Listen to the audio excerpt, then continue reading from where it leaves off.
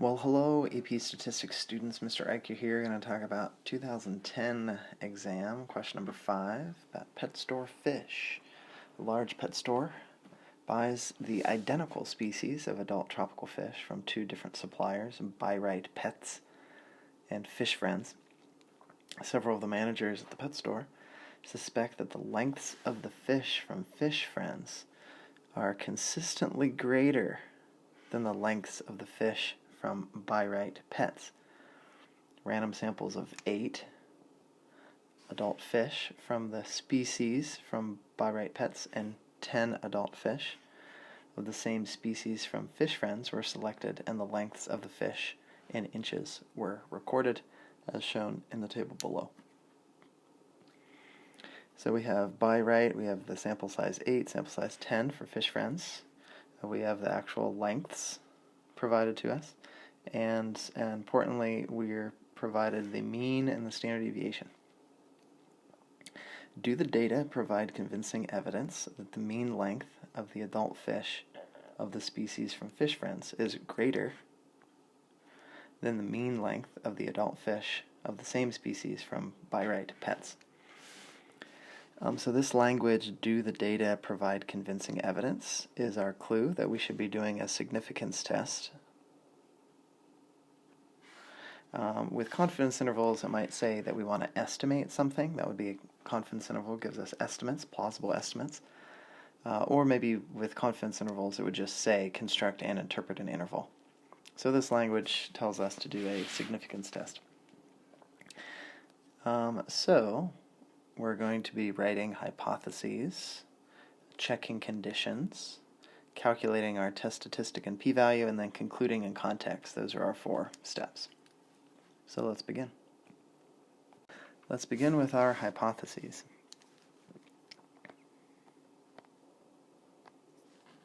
So our null hypothesis.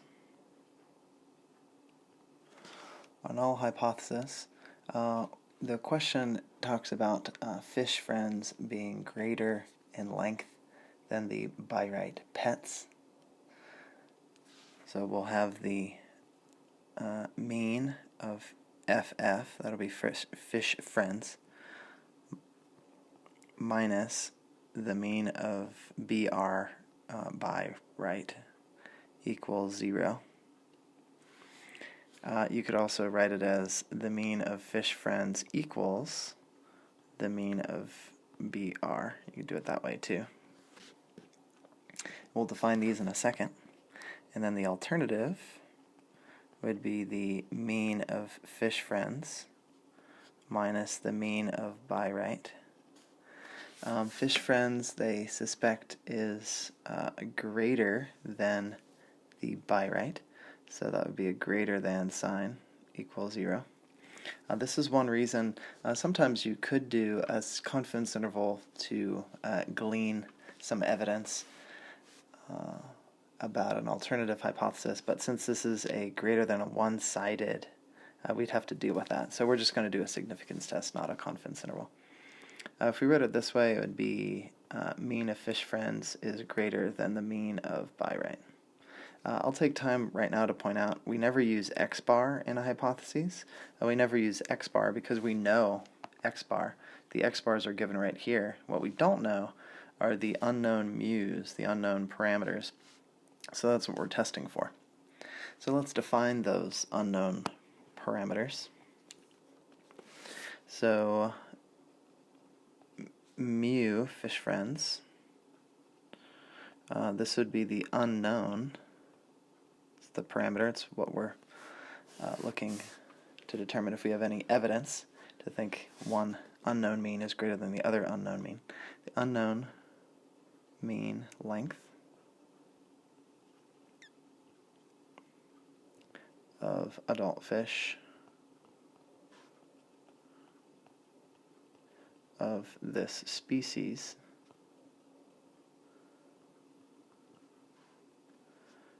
from Fish Friends.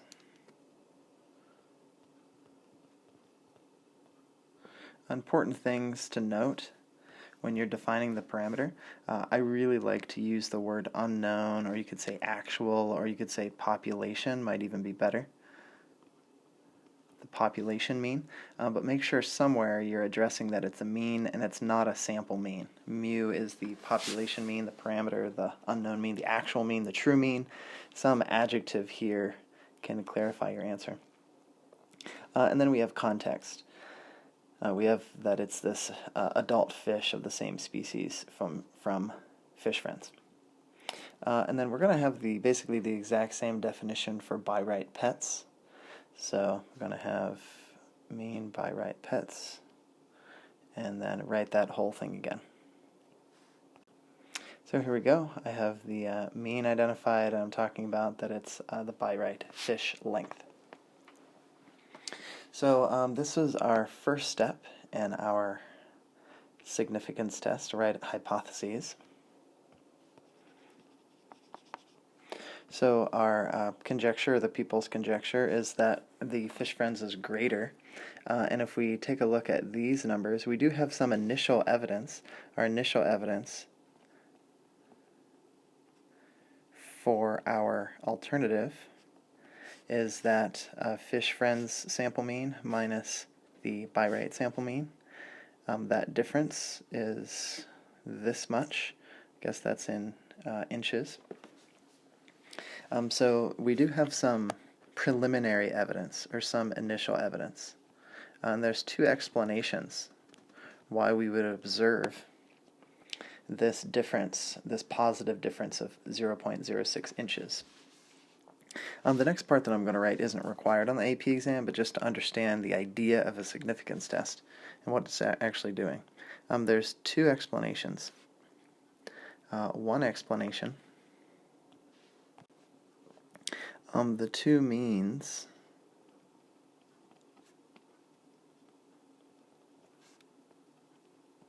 are really equal, but we got a difference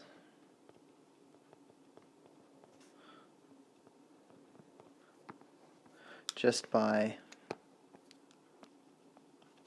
sampling variability.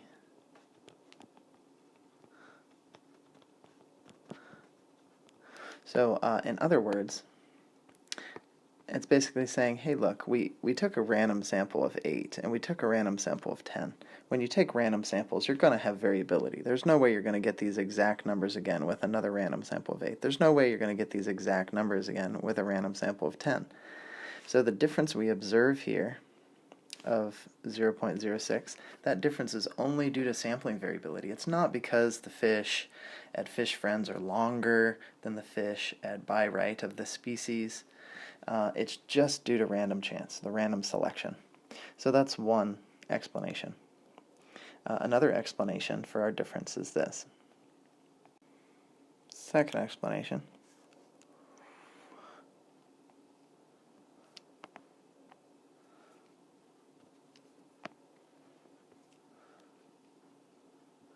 The mean at fish friends is really greater than the mean at by right.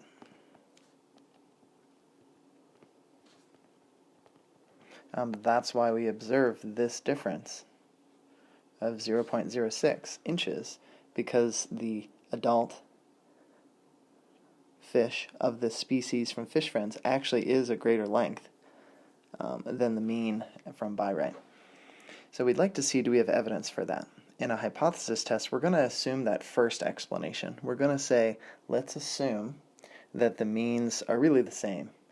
And we're going to ask, what are the chances that just due to sampling variability that we would get a difference of 0.06? And that's going to be our p-value. If our p-value is high, then we'd say, well, we don't really have evidence against the random chance explanation.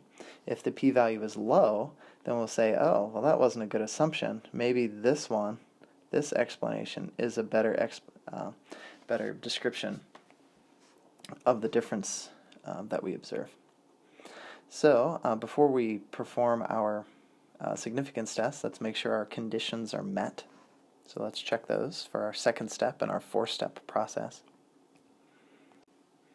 So the first step, as we check our conditions,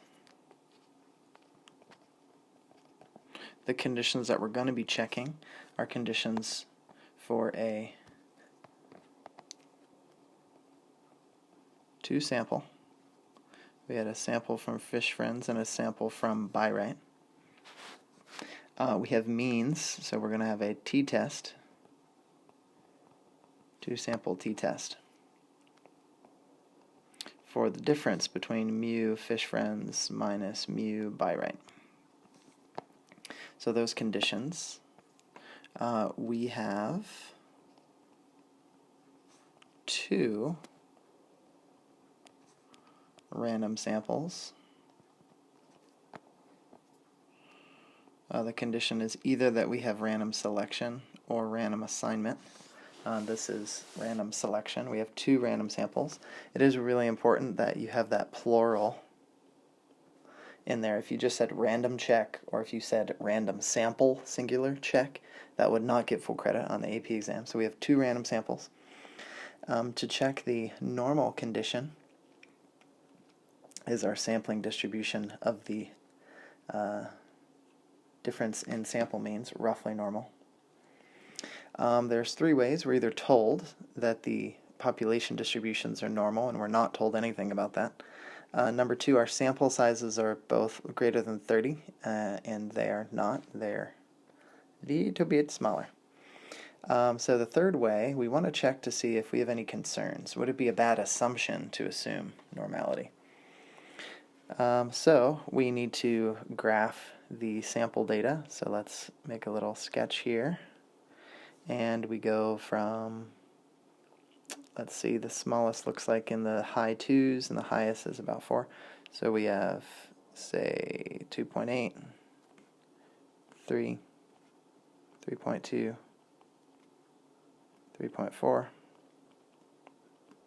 3.5, 3.6, 4, 4.2. And these are lengths, fish lengths, I guess, inches. And let's start with By-Right. We'll put that one at the top. And Fish Friends will go at the bottom. So By-Right, we had a 3.4, 2.7, a 3.3, 4.1, a 3.5, 3.5. Oh, change my scale a little bit here. This is 3.6. This is 3.8. Okay,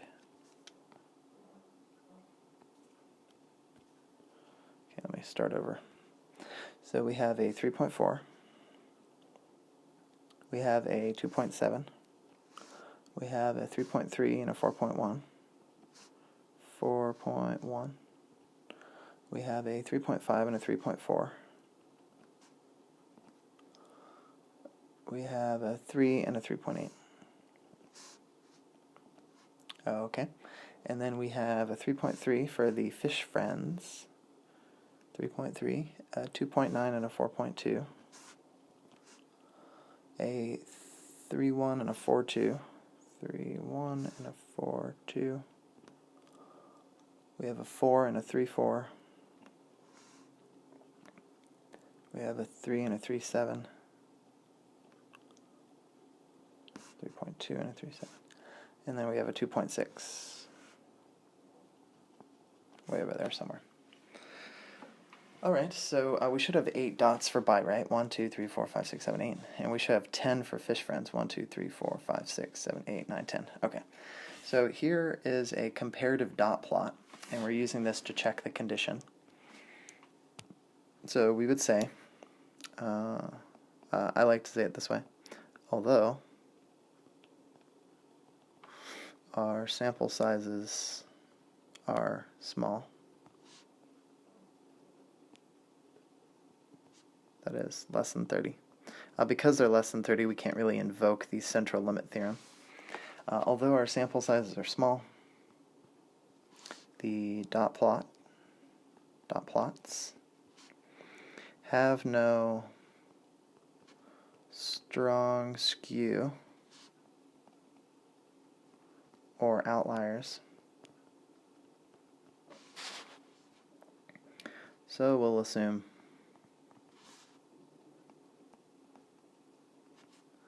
the distribution is roughly normal. Specifically, it's the sampling distribution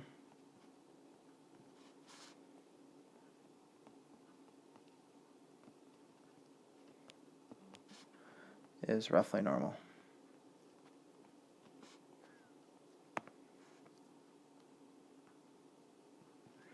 The sampling distribution that we're talking about, that would be the sampling distribution of x bar fish friends minus x bar buy rate. I wouldn't recommend putting that unless you're very, very confident that you know which sampling distribution you're talking about. You could lose points on the AP exam if you misidentify the distribution. So a lot of students just say, so it's safe to assume to use a roughly normal curve, or the distribution is roughly normal. It is important there that you say roughly normal.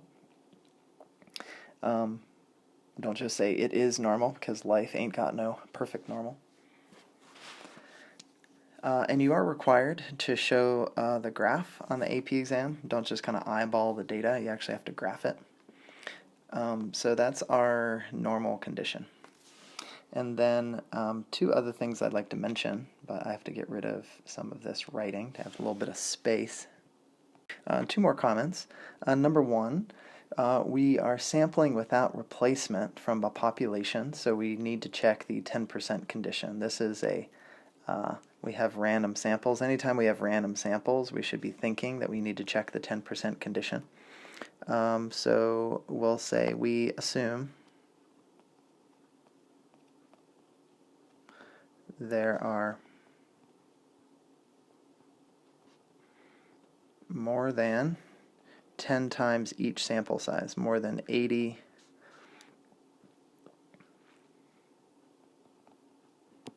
fish of this type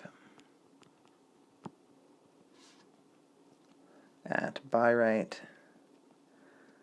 and more than 100 at fish friends. So we want to know, is it safe to assume independence? And checking this 10% condition allows us to say, even though we're sampling without replacement, it's not a big deal that we don't truly have independent events. And then the last comment I want to talk about is for a two-sample t-test, we need two independent groups. So these two groups are independent.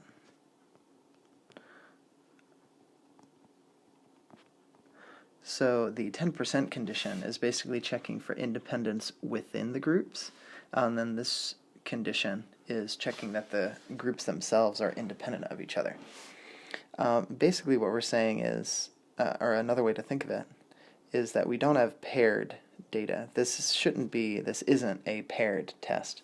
A couple of things that you can tell, nothing in the question mentioned that like one fish was paired with another fish. Maybe if they were checking lengths of fish and they wanted to use different species, maybe they would take one species from one store and the same exact species from the other store and then measure each of their lengths and then do that with a variety of different species. They didn't do that, but if they had, it would be paired. Also, anytime you have different sample sizes like we have here, then you're not going to have a paired data set. Unless, I don't know, some strange reason you got two fish from one store and they didn't have matching pairs, so I guess you'd have to throw out those two, not literally throw out the two fish, but you wouldn't use their lengths in your test. So those are our conditions for a two-sample t-test. That's our second step. Our third step now will be to find the test statistic and the p-value to determine which explanation, that first or the second explanation, makes the most sense out of the data that we have. So the test statistic formula for a two-sample t-test, this formula is, or at least the denominator of this formula is on the formula sheet. So maybe let's check over there just to remind ourselves what the formula looks like. So here we go. This is the first page of the formula sheet. And scrolling down, we have stuff about probability. Here we go. Here's our standardized test statistic. We'll start with that. So standardized test statistic, that will help us get to the p-value. So we have statistic minus parameter over the standard error of the statistic. So we'll be using that formula. And on this side, the first set we have sampling distributions for proportions. We are not using proportions, nothing at all. The problem is about proportions. We have a sampling distribution for a mean. We don't have one population, so we're not looking at this stuff. We have two populations. Two populations, x bar 1 minus x bar 2. We don't know the population standard deviation, so we're not going to use this formula.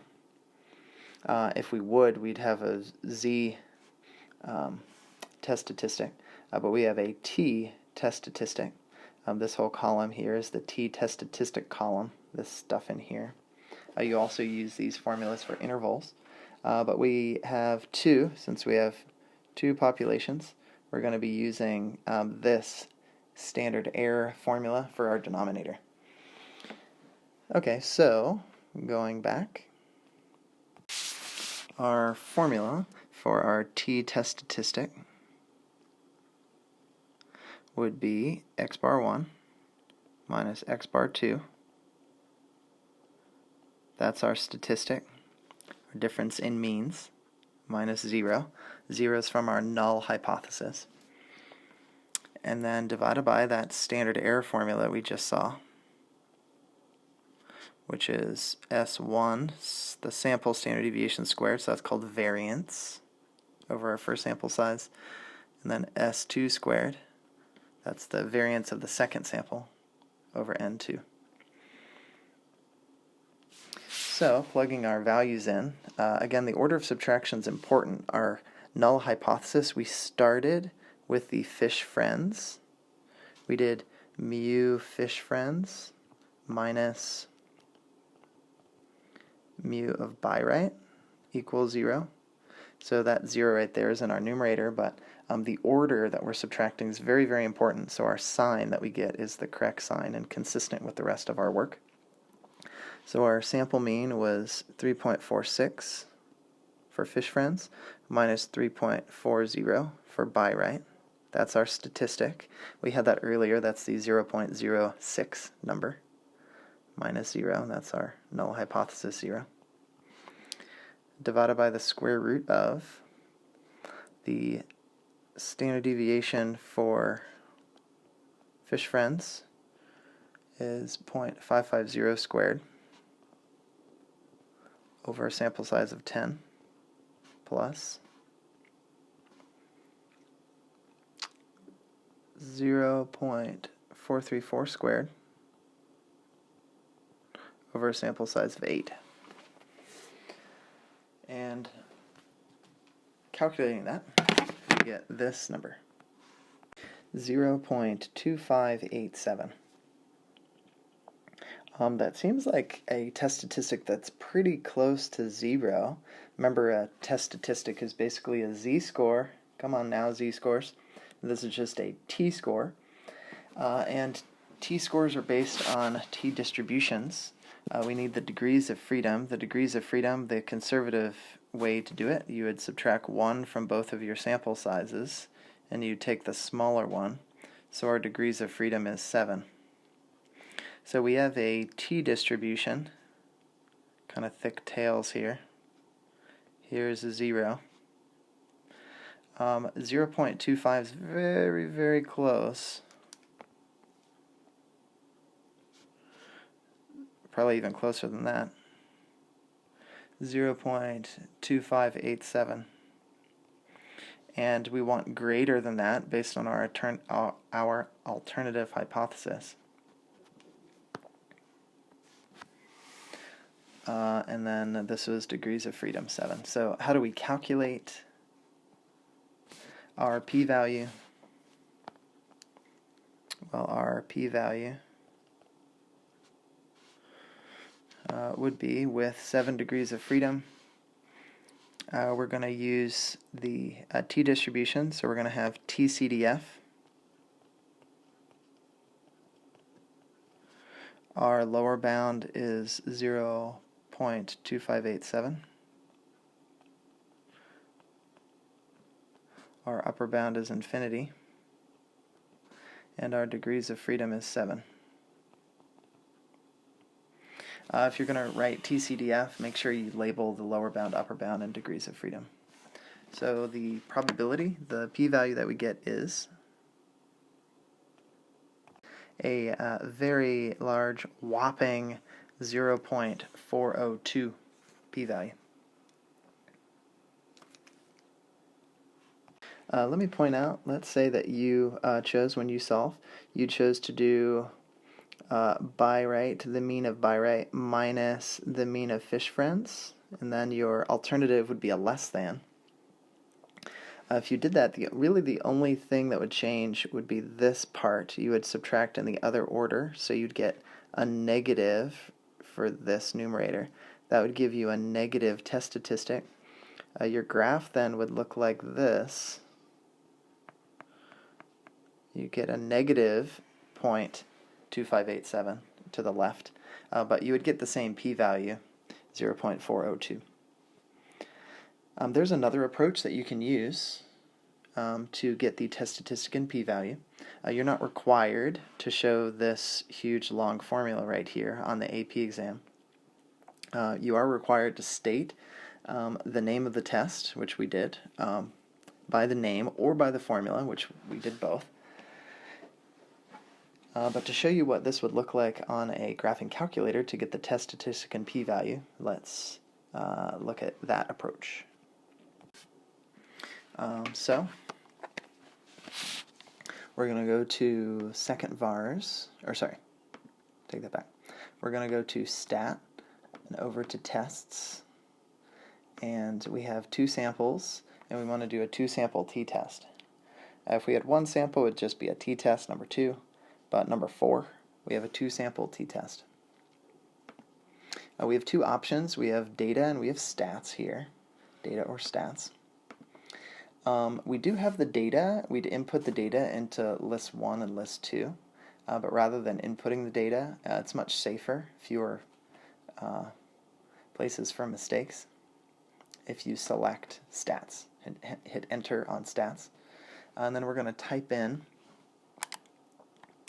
our information here, and make sure that you put the fish friends data first.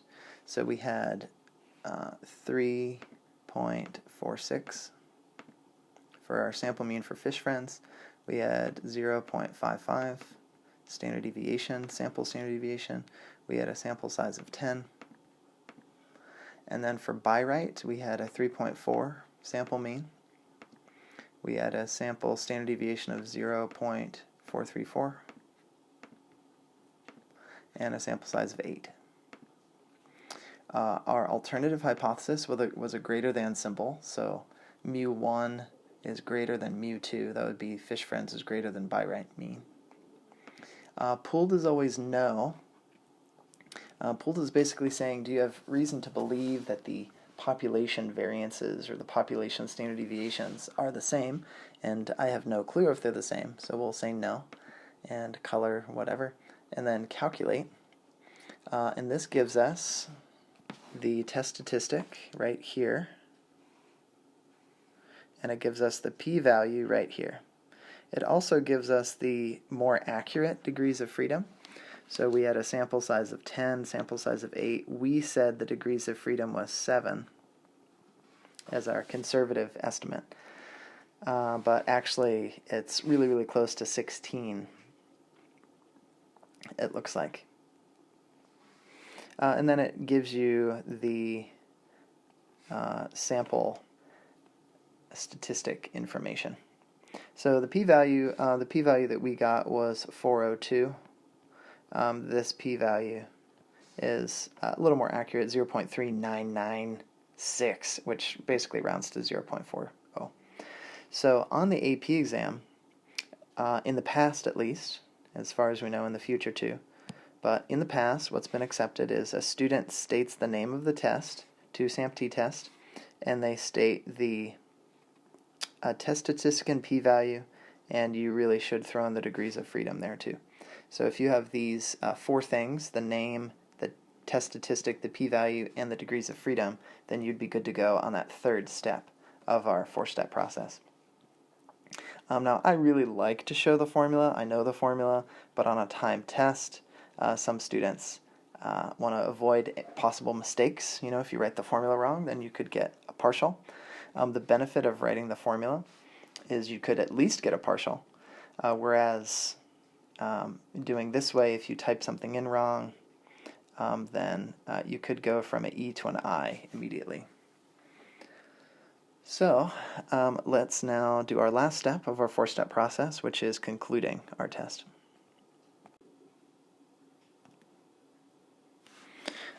Let's begin with an interpretation of the p-value. You're not required to do this every time in the AP exam, but it's definitely good practice. So we would say, assuming the null is true, assuming there's no difference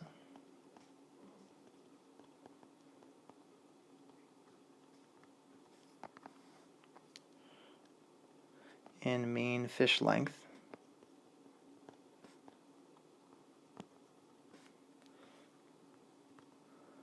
for fish friends and buy right,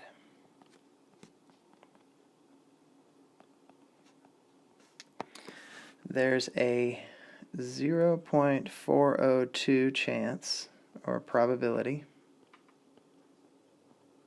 it's our p-value,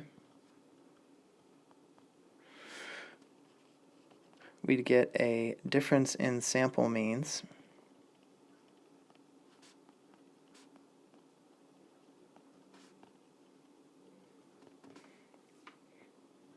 greater, that's our alternative, greater than that difference that we observed, 0.06 inches. Again, that's the interpretation of the p-value, not required, but I like to include it because it's relating back to those two explanations that we had. So assuming there's no difference, that's explanation number one that we had earlier. Assuming there's no difference, assuming the null is true, there's this p-value chance that we would get a difference in sample means greater than the one that we observed, 0.06. With the direction. Typically the part that students forget is the direction. They might say that we would get a difference in sample means of 0.06 period, but if you say it that way you would need to say that or more extreme. So that's our interpretation of our p-value. The actual conclusion, maybe I'll do in green, we would say since 0.404 is greater than pretty much any alpha level. We weren't told an alpha level, so I'll choose the common alpha level of 0.05. Now if the p-value is high, then we don't really have any reason to reject that sampling variability explanation number one. So we would say we fail to reject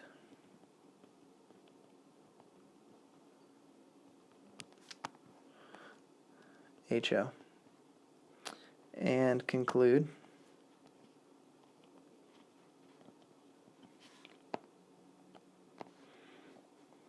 now do we have evidence or do we not have evidence? We conclude we do not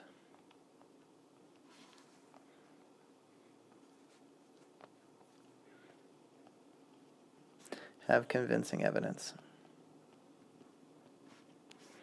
We had initial evidence, 0.06, but we don't have convincing evidence.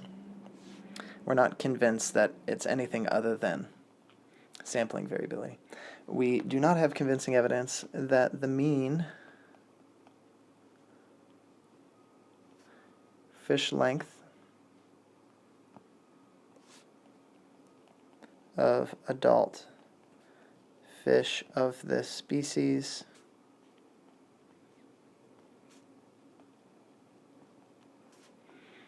is greater at Fish Friends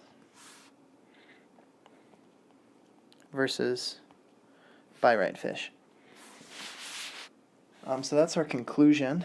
The things to note, we have an explicit comparison of our p-value to the alpha level. We have a statement, what we're doing with the null hypothesis, failing to reject it. We mention evidence.